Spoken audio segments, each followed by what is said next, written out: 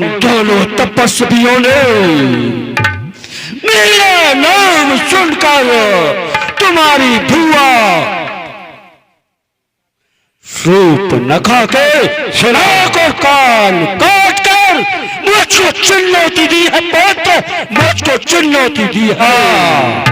दो तपस्वी दंड के रण्य में आकर और बहन हमारी शूर्पणखा, जिसको हमारी बुआ यानी तुम्हारी बहन के साथ इतनी बड़ी अनहोनी, पिताश्री ये तो अक्षम्य अपराध है।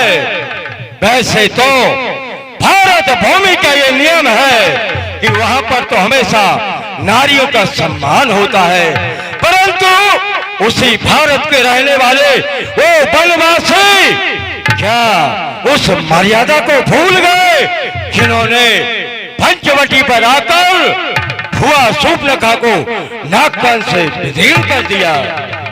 पुत्र निरंतक पुत्र अहिरावण इस समय मेरी बुद्धि काम नहीं कर रही है। मैं समझ रहा हूँ। पुत्र अहिरावण वही चिनकारी,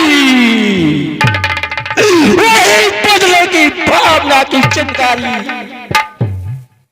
मेरे सीने में धड़क रही है। पुत्र अहिरावण उसी का बदला लेने के लिए मेरे पिताश्री ये सब होने के बाद आपने क्या किया? सुनो पुत्र, वही बहन की इज्जत का बदला लेने के लिए मैंने उनकी भार्या का हरण किया है, हरण किया है। क्या आपने छल बल से योगी का भेष बनाकर मारीच की सहायता से और उनकी भार्या का हरण किया है? पिताश्री ये तो तुमने अच्छा नहीं किया, ये तो बहुत ही नीति के विरुद्ध कार्य हुआ। आपको ऐसा ना करके नहीं पुत्र नहीं, इस लंकापति को इसका जवाब पत्थर से देना आता है पुत्र, पत्थर से देना आता है। यदि कुछ भी हो जाए पुत्र अहिरावण, नीति तो पिताश्री ये कहती है। क्या कहती है? तपस्वियों ने जब ये गलती की थी तो तुम्हें शंखनाद करके उन पर छलाई करना था और युद्ध में उनको समाप्त करके भुआ शूर्पणखा का बदला लेना था। लेकिन पुत्र उस समय मेरे पास में सोचने के लिए इतनी बुद्धि नहीं थी। उस समय जो मेरी बुद्धि ने काम किया है वही मैंने किया पुत्र, वही मैंने किया।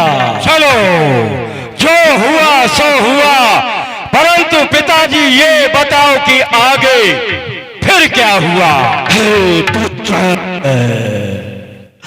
हनुमान नाम के वानर ने समुद्र पार करके मेरी लंका को तहस नहस कर दिया, अशोक वाटिका को उजाड़ दिया, पुत्र अक्षय का वध कर दिया है पुत्र अहिरावण। अफसोस अफसोस, एक बंदर ने 100 योजन के समुद्र को लांगा और भाई अक्षय का वध कर डाला, अशोक वाटिका का विध्वंस कर डाला। और क्या किया उसने? इसके बाद पुत्र लंका जला दी। अफसोस, सद अफसोस, एक छोटे से बानर ने जब इतना अनोखा कार्य किया पिताजी, ये तो कोई महाशक्ति का आगमन लगता है। फिर क्या हुआ आगे सुनाओ। इसके बाद उन तपस्वियों तपस्वियों ने पानियों की सेना एकत्र करके सागर सेतु निर्माण कर दिया है पुत्र। सागर पर सेतु का निर्माण कर दिया है और भालुओं की सेना एकत्रित कर अथाह समुद्र पर सेतु का निर्माण कर दिया। ये तो और ही बड़ा विचित्र कार्य हो गया। फिर क्या हुआ? तो फिर होना क्या था? तो कुंभकर्ण को मैंने इस समस्या को जटिल देखकर जगाया। क्या चाचा श्री कुंभकर्ण को आपने कच्ची नींद से जगाया? फिर क्या हुआ? पुत्र पहले क्षेत्र में अपने बल का पारस दिखाते हुए वीर गति को प्राप्त हो गया है पुत्र, वीर गति को प्राप्त हो गया है। चाचा कुंभकर्ण वीर गति को पिताजी प्राप्त हो गए। ऐसा महाबली योद्धा इस त्रिलोकी में बेजोड़ था, परंतु वह भी वीर गति को प्राप्त हो गए। पुत्र इतना ही नहीं, तुम्हारा बड़ा भाई मेघनाथ युद्ध क्षेत्र में मोक्ष को प्राप्त हो गया पुत्र, मोक्ष को प्राप्त हो गया। एक एक करके लंका के महाभक्त मारे गए, लेकिन पिताजी ये आपकी बुद्धि को क्या हो गया? क्या हो गया तुम्हारी बुद्धि के लिए? पुत्र आप छोड़कर कि मुझको क्यों याद किया? मुझसे आप क्या अपेक्षा रखते हैं? मुझे क्या आदेश है? हे पुत्र, लंका में जितने भी शूरवीर योद्धा थे वे रणभूमि में मौत खा गए पुत्र, मृत्यु लोक को प्राप्त हो गए। अब मैं ये चाहता हूँ कि अब ये पैर बहुत आगे को पहुंच गया है, यदि पैर पीछे रखता हूँ तो भाई कुंभकर्ण पुत्र घननाथ और समस्त सेना का अपमान है। मैं इस युद्ध को रोकने में असमर्थ हूँ पुत्र, रोकने में असमर्थ हूँ। नहीं पिताश्री, आओ वह समय संधि का निकल चुका, जब सारा परिवार ही नष्ट हो गया, तो इस शरीर में भी लंकेश्वर का खून है। चिंता न करो, वो सजा दूंगा बागियों को शिकंजे में कसकर कि जमीन और ये आसमान कहेगा कि अहिरावण बसकर। पिताजी, मैं कुलद्रोही नहीं, शायद आपके प्रति, देश के प्रति यदि मेरे ये प्राण भी चले जाएं तो गम नहीं। चिंता ना करो, आपकी विजय अहिरावण के धन्य हो हाथ, धन्य हो।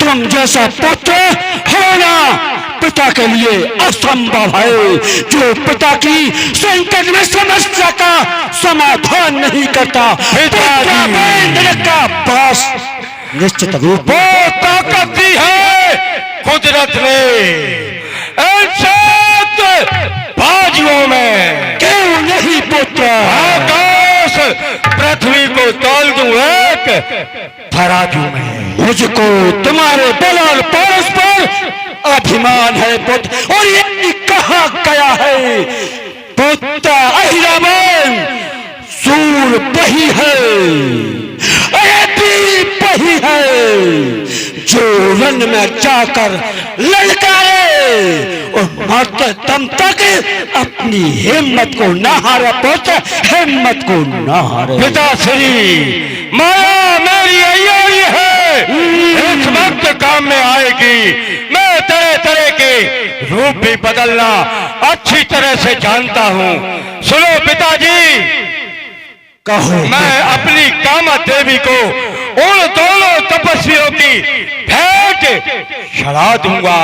बहुत सुंदर पुत्र। और जब दोनों तपस्वी समाप्त हो जाएंगे तो ये वानर भालू सुग्रीव विभीषण बंत नल नील इनका सफाया तुम कर दोगे।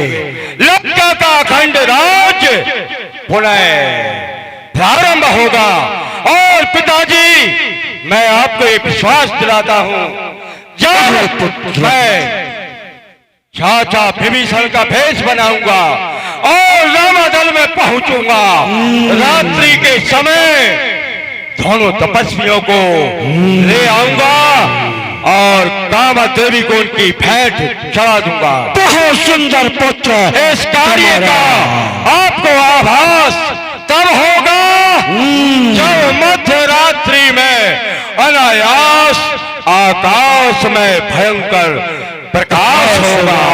पुत्र इससे हम ये समझ जाएंगे कि हमारा पुत्र अहिरावण ने जो योजना बनाई थी वो हमारा सफल हो गया है, सफल हो गया है। क्यों नहीं पिताजी, आप विजय श्री का ये हाथ अहिरावण के माथे पर रख दीजिए और मुझे आशीर्वाद दीजिए कि मैं श्रीलंका नगरी का एक सेनापति बनकर आपके नजरों में आ जाऊं। विजय विजयी भव पुत्र अहिरावण विजयी था। जाओ पुत्र, नई जोश के साथ जाओ, नई ऊर्जा के साथ जाओ और अपने देश के प्रति संपूर्ण बल लगा दो पुत्र, लगा दो। तपस्वियों वो सजा दूंगा तुम्हें लंका पर ये कुदृष्टि डालने की कि याद करोगे। पिताजी जाओ महलों में आराम करो जय शंकर की। मेरे इस अर्धरात्रि के प्रकाश का इंतजार करो। जाओ पुत्र जाओ, मैं इंतजार करूंगा। हर हर महादेव। चलता हूं। सारी लंका नगरी तहस नहस हो गई, परंतु यदि पिताश्री मुझे पहले बुलवा लेते तो ये नहीं होता। चलो।